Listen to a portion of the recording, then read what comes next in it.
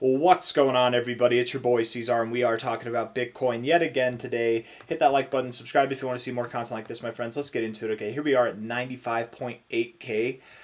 I don't want to be presumptuous, but I want to start this video off on the right note. I'm curious to say, and I'm a little suspicious, but I think this might have been our low, my friends. That right there, that low at about $94,169,000.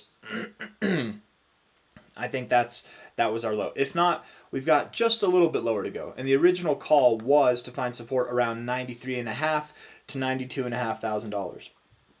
We were off by a little bit, but whatever. 93.5, that would have been basically right here. So we were off by a little bit.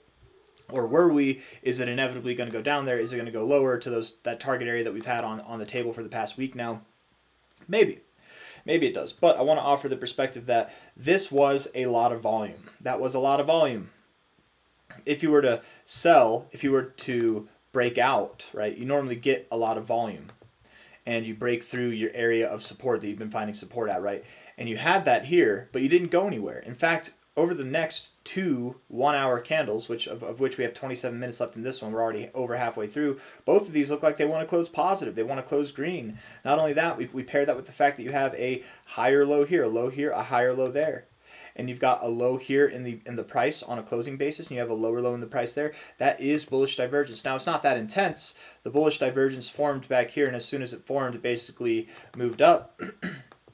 It doesn't mean you have to rip all the way to the upside, but it is a rather positive suggestion. You look at the overall 1 hour RSI, it seems to be pointed to the downside. It seems as though we're in this downtrend, and this does, again, leave the notion that we could go lower still, right? Now, these aren't the best drawn lines, but you can see what I'm going for.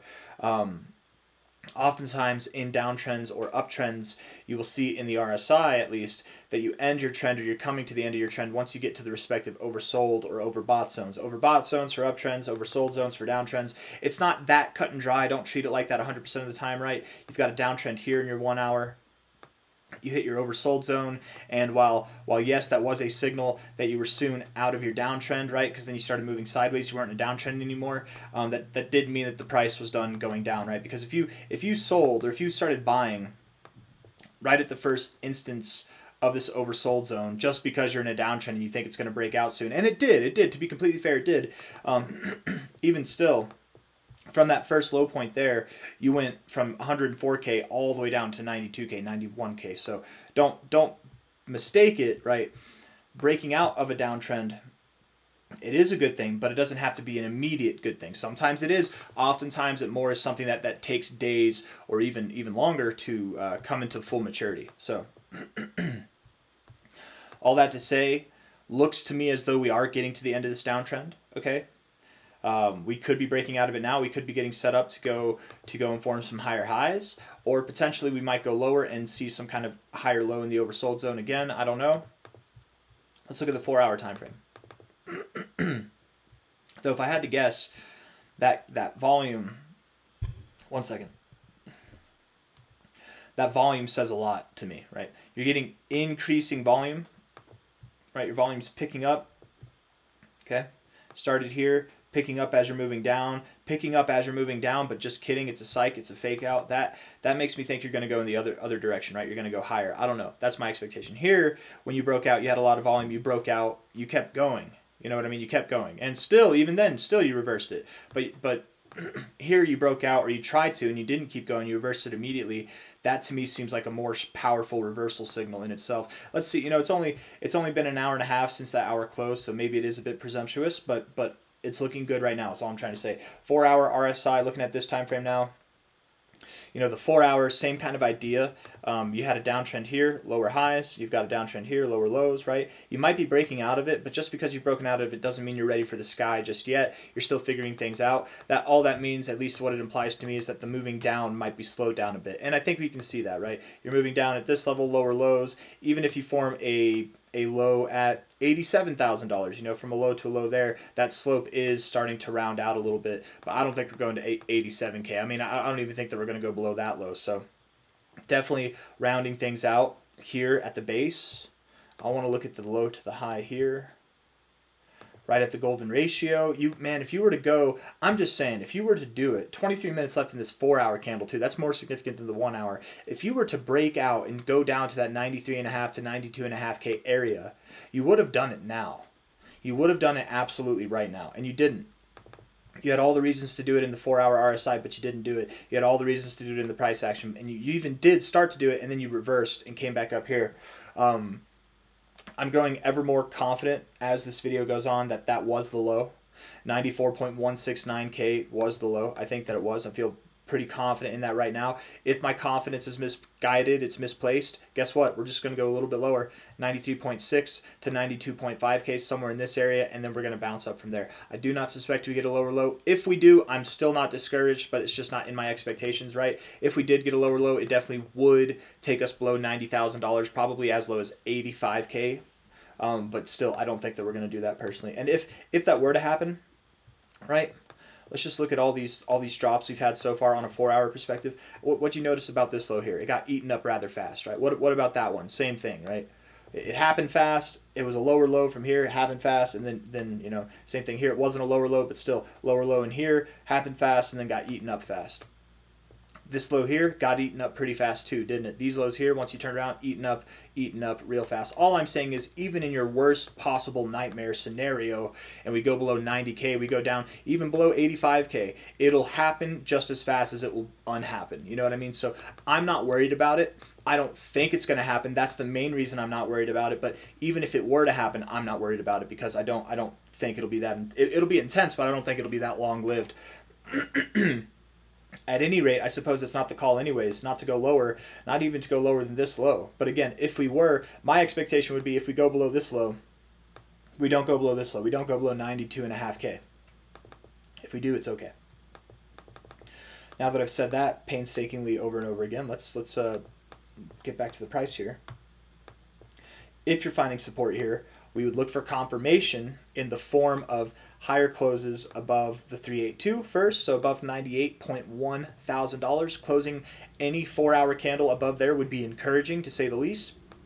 But the real dagger, the real knife in the heart for the bears would be to close back above $100,000 right here at the 236. Technically 99.7K, 99.76K, okay? But I'm going to just say $100,000. We close above $100,000 again, you guys. Likely what that signals is not only are we not going lower than this low, but we would be going higher than this high, okay? Closing above $100,000 will signal to us that we are going above this high here, which is the all-time high. So from a high to a low, if this is the low, and we are going higher, and we're going above this high, the extended targets that we get are the 1272 to the 1618. This is your primary target zone. Once you break above the 1618, you know, your last barrier in the primary target zone there, you go to your secondary zone, which is the 1886 to the 2618. And then, you know, get above the 2618, you go to your tertiary zone, the 2886 to the 3786, something like that. It could even be a little bit higher than that, but you know, we start going higher, it's getting a little bit crazy. And I mean, maybe we find significance at those levels, but oftentimes it's rare circumstances where you find significance on those levels. Let's just see high to low here, for example. Right, like here's your 3618. Did you find really any significance on it? No. The 4618 you tipped, but then you actually found your true high in between the land of nothingness up here. So are these lines going to be respected as they go up the whole time? Maybe. You know, maybe they will be, but likely no. Probably not. Probably not all of them. These are just areas, especially these first two areas here. These are the points that I'm looking for Bitcoin to go to probably by the end of the month. Right, I would expect that we are at least at 122K by the end of the month of February. At the most, 146K. These targets are just there for distraction, right? Maybe we find a little turbulence on them, whatever. But ultimately, our stopping points, I think, will be more something in this area. I don't think we're going to have any real stopping points below that. So my thoughts are, in case I'm unclear, is that I think we found our low. We found our low today at $94,169 on this 4-hour candle. I think we found our low. It's not even our low, right? It's a higher low. Found the higher low of this relative consolidation phase here. We're on our way up. When we get above 100K, you get above 98K, it's time to celebrate a little bit. That solidifies this as a low a little bit. You validate it even more. You get more conviction once you're above 100K. You get above 100K, the targets we're looking for are new all-time highs, and genuinely, what I would assume to happen is anything between 122K to 146K by the end of the month of February. Something up in here. And the true target that I have by the end of February is 130K. So it's like 132. So that is right there at the 1886 to 200 area. But 130, 132, 137, something like this. If I really had to guess where we're going to be out of this whole range, I would think something between 137 to 128 sounds the most appropriate. But still, 122 could happen, 146 could happen. Anything and everything could happen. Maybe we go lower, but I genuinely, I would expect that by the end of the month, Bitcoin is above 120K. I truthfully, my real call is that it'll be above 130K. And I think it all starts now.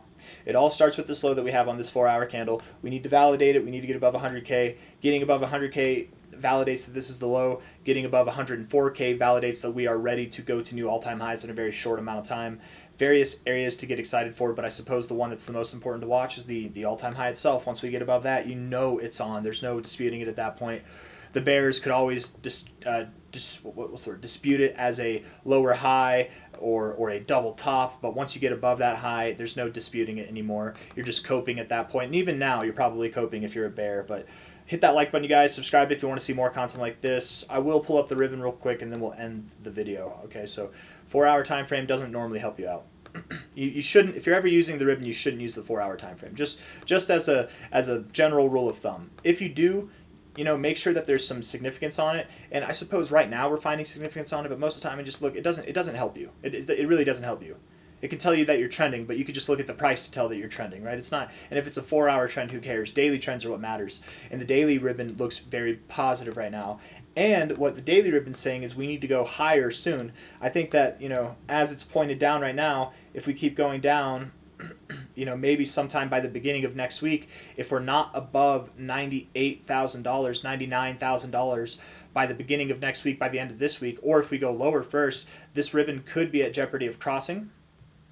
I don't think it's going to cross. I think if you find resistance on the downside, you go down. You don't continue to hug it and find resistance time and time again. So I think this is just a setup for us to go higher, right? Generally speaking, when you're below the ribbon and you close back above it, that's a nice position to slingshot you forward, right? And we got a little taste of that last time, but I think we'll get a better taste this time. Closing above the yellow line, not even above the whole ribbon itself. It's the yellow line that you want to close above, and that line right now is at $98.4994 thousand.